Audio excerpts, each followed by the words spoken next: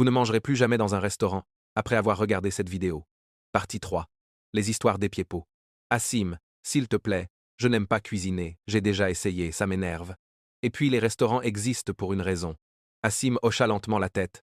Il n'était pas en colère, simplement surpris par le ton définitif de sa voix. Je comprends. Mais on ne peut pas manger dehors tous les jours. Ce n'est pas sain et c'est cher aussi. Shima croisa les bras. Alors, tu peux cuisiner si tu veux.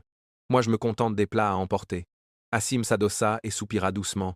Il ne voulait pas se disputer. Il l'aimait trop pour risquer de la repousser à cause de ça. Cette nuit-là, après que Shima se fut endormi, Assim resta dans le salon à réfléchir. Il fixait le mur et murmura. Je l'aime. Je ne veux pas la perdre pour ça. Il passa une main dans ses cheveux. Cuisiner, c'est pour les esclaves, dit-il avec un rire fatigué. Shima, si acheter de la nourriture la rend heureuse, alors qu'il en soit ainsi. Sa décision fut prise. Il se leva, éteignit la lumière et rejoignit leur chambre. Shima dormait paisiblement, blotti sous la couverture. Il se glissa à côté d'elle et la serra dans ses bras. Je suis désolé de t'avoir pressé tout à l'heure.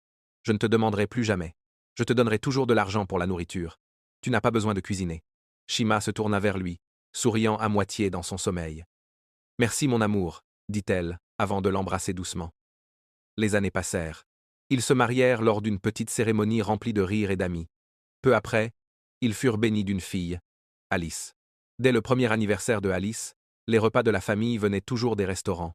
Des boîtes bien rangées de riz frit, de soupe et de sauce devinent leur routine quotidienne. Au début, tout semblait bien. Mais en grandissant, le petit corps de Alice commença à réagir étrangement. Après chaque repas, elle se tenait le ventre et courait aux toilettes. Parfois une fois, d'autres fois, deux.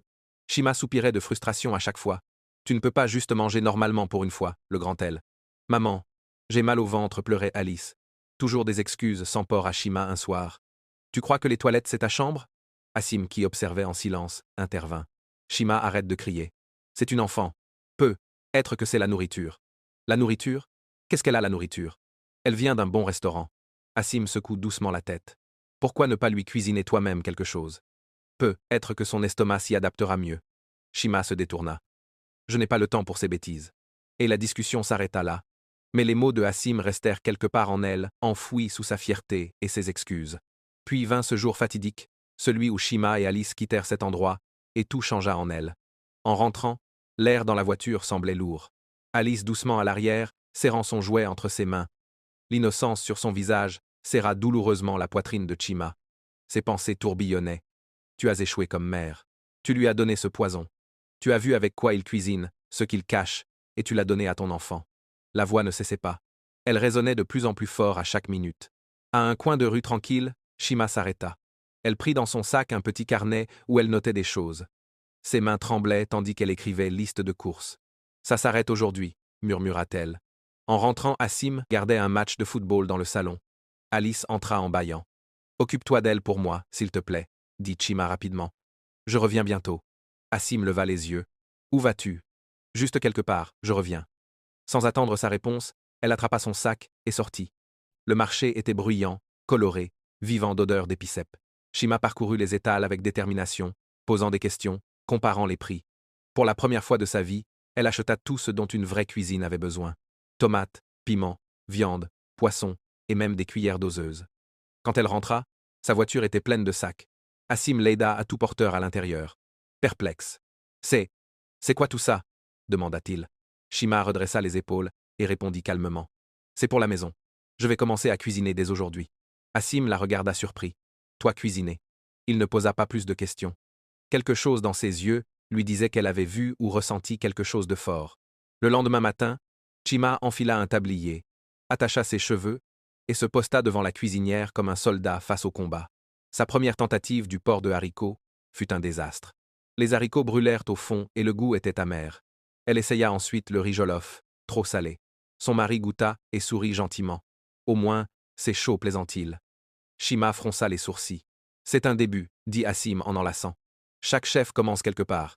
Alors elle continua. Elle regardait des tutoriels de cuisine tard dans la nuit, prenait des notes dans son carnet et s'exerçait le lendemain. Ses plats étaient soit trop gras, soit fades, mais elle refusait d'abandonner. Assim la soutenait à chaque étape. Quand il ne travaillait pas, il restait à ses côtés, coupant les oignons et nettoyant. Peut être que je devrais apprendre aussi, plaisant un soir. Je serai le roi du Jollof. Shima y sincèrement pour la première fois depuis des jours. Les semaines passèrent. Peu à peu, c'est repassé. La première fois que Alice termina une assiette sans courir aux toilettes, Shima faillit pleurer. « Comment va ton ventre, ma chérie ?» demanda-t-elle avec anxiété. Alice sourit. « Ça va, maman ?»